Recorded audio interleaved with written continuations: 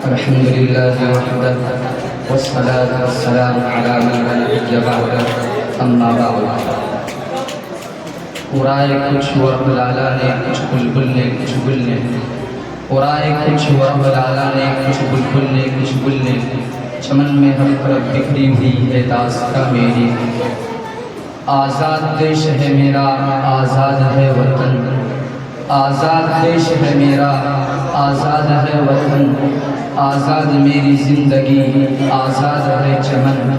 ہم دوست ہیں جو پھول کے دشمن نہیں ہے خار کے ہم دوست ہیں جو پھول کے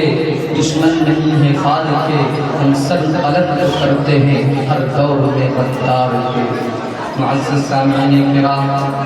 قابل قدر شخصیات اسٹیج پر جلوہ افروز مشرف اساتذہ کرام اور میرے عزیز ساتھیوں آج اس تاریخی جشن آزادی کے موقع پر جس عنوان پر مجھے تقریر کرنے کی ہدایت کی گئی ہے وہ ہے آزادی کا 78 سال اور مسلمان تاہم آج اس قومی یادگار کے دن میں جبکہ ہندوستان کے گوشے گوشے میں مختلف تنظیموں اداروں اسکولوں اور کالجوں میں غیر معمولی دھوم دھام سے آزادی کا 78واں جشن منایا جا رہا ہے غلام ہندوستان کی داستان اور آزادی کی کہانی سنائی جا رہی ہے مجاہدین آزادی کو خراج تحسین پیش کیا جا رہا ہے تو ایسے وقت میں ہمیں بھی ایک طرف اپنے اسلاف کی قربانیاں یاد آتی ہیں تو دعائے مغفرت کے لیے آپ خود بخود ہو جاتے ہیں اور دوسری طرف جمہوریہ ہندوستان کے مسلمانوں کی دردناک واقعات اور ظلم کی رونا سامنے آتی ہے ان کا نکل پڑتے ہیں اور دل سے ایسی آہ نکلتی ہے ہمارے اسلاف و اکابر کو اس کا تصور بھی ہوتا خدا کی قسم وہ لوگ کبھی اس ملک کو انگریزوں کی غلامی سے چھڑانے اور ہندوستان کو آزاد کرانے کے لیے کبھی کبھی بڑی قربانیاں نہ دیتے انہیں معلوم ہوتا ہندوستان میں مسلمانوں کا ایسا دن بھی آئے گا جب مسلمان آزادی کی جگہ انگریزوں کی غلامی ہی کو پسند کریں گے کبھی بھی شمشیر بڑھا لے کر میدان جہاد میں نہ نکلتے انہیں کیا معلوم تھا جس ہندوستان کی آزادی کے لیے ملاکوٹ کی پہاڑی پر سید احمد شہید اور شاہ اسماعیل شہید نے جان دی ہے اس ہندوستان میں یہ سپورٹوں کا مابین جیت کیا جائے گا انہیں کیا معلوم تھا جس ہندوستان کی آزادی کے لیے شاملی کے میدان میں علماء کرام کوٹ کا نشانہ بنے ہیں اس ہندوستان میں ان کی سپورٹوں پر فرضی دماغ لگا کر کاؤنٹر کر دیا جائے گا انہیں کیا معلوم تھا جس ہندوستان کی آزادی کے لیے شیخ الہند اور شیخ الاسلام کالا پانی گئے اس ہندوستان میں ایک گناہ مسلمانوں کو 11 سال سلاخوں میں رکھا جائے گا انہیں کیا معلوم تھا جس ہندوستان کی آزادی کے لیے صرف 1857 عیسوی میں 51,000 علماء شہید ہوئے ہیں اس ہندوستان میں ان کی بہو بیٹیوں کی عصمت دری کی جائے گی ارے انہیں کیا معلوم تھا جس ہندوستان کی آزادی کے لیے دہلی کی چاندنی چوک سے لے کر خیبر تک کی درختوں پر علماء کی گردانیں لٹکائی گئی ہو اس ہندوستان میں ان کی سربتوں کو دہشت گرد کہا جائے گا ارے انہیں کیا معلوم تھا جس ہندوستان کی آزادی کے لیے علماء کو برہنہ کر کے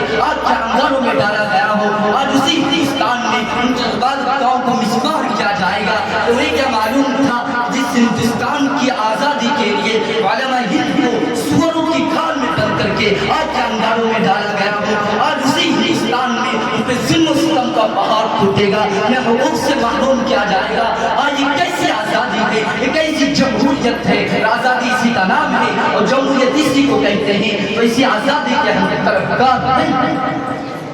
ایسی آزادی کبھی قبول نہیں کرتے تھے اور آج بھی قبول نہیں ہمیں مذہبی آزادی چاہیے ہمیں قرآن کی آزادی چاہیے ہمیں عزت و آبرو کی حفاظت چاہیے ہمیں علماء کرام کی حفاظت چاہیے ہمیں دینی درسگاہوں مدارس مکاتب اور خانقاہوں کی حفاظت چاہیے ہمیں شاہ اسلام کی حفاظت چاہیے نوجوان دوستو کیا یہ جمہوریت کا خون نہیں سیکولرزم کا مذاق نہیں دستور آزادی کے خلاف لفظ نہیں کہ جمہوری ملک میں کسی کی مذہبی معاملات کو مداخلت کی جائے آج آزاد ہندوستان یہی ہو رہا ہے ہم سے مذہبی آزادی چھینی جا رہی ہے، ہماری شریعت میں مداخلت کی کوشش کی جا رہی ہے، ہم حکومت کے والوں کو یہ آواز پہنچا دینا چاہتے ہیں اور ارباب اقتدار کو آگاہ کر دیتے ہیں کہ مسلمان سب کچھ برداشت کر سکتے ہیں مگر شریعت میں مداخلت برداشت نہیں۔ میرے دوستو، یہ ایک ناقابل انکار واقعہ ہے کہ ہندوستان کو آزادی سے مسلمان بھی سرفراز کیا اور مسلمانوں ہی کے قربانیوں کا صلہ ہے کہ آج ہمارا ملک آزاد ہے اور آزادی کی گولڈن جوبلی منائی جا رہی ہے، لیکن اس کے باوجود ہم سے وطن پرستی کا سوال کیا جا رہا ہے، ہندوستانی ہونے کا ثبوت مانگا جا رہا ہے۔ ہم بدلہ دینا چاہتے ہیں کہ ہم اس ملک کے وفادار ہیں، اس دیش کے چپے چپے پر ہمارا حق ہے، اس ملک کے ذرے ذرے پر ہمارا حق ہے، ہم نے اس دھرتی کی آزادی کے لیے جانیں گنوائی ہے اور ہم نے آباد۔ جب گلستان کو ہو کی ضرورت پڑی، جب گلستان کو ہو کی ضرورت پڑی، سب سے پہلے ہماری ہی گردن کٹی، پھر بھی کہتے ہیں ہم سے اب یہ اہل چمن، یہ چمن ہمارا ہے۔ میرے دوستو، آج ہماری تاریخ کو مٹانے کی کوشش کی جا رہی ہے، جنگ آزادی کی تاریخ سے مسلمانوں کے ناموں کو نکالا جا رہا ہے، ہمارے کارناموں کو بھلایا جا رہا ہے اور ستم بالا ستم یہ ہے، ہم سے سوال کیا جاتا ہے کہ تم نے ہندوستان کو کیا کیا کیا؟ اے محبان وطن، جاؤ ہمالیہ کی بلندی سے پوچھو، گنگا کی گہرائی سے پوچھو، سرزمین ہند کی شادابی سے پوچھو، ہندوستان کی صحراؤں سے پوچھو، آسمانوں کے تاروں سے پوچھو، لال قلعے کی جھنڈے سے پوچھو، یہ سب کے سب تمہیں بتلائیں گے ہم نے ہندوستان کو کیا کیا کیا۔ یہ سب کے سب ہماری عظمت کے گواہ، ہندوستان کا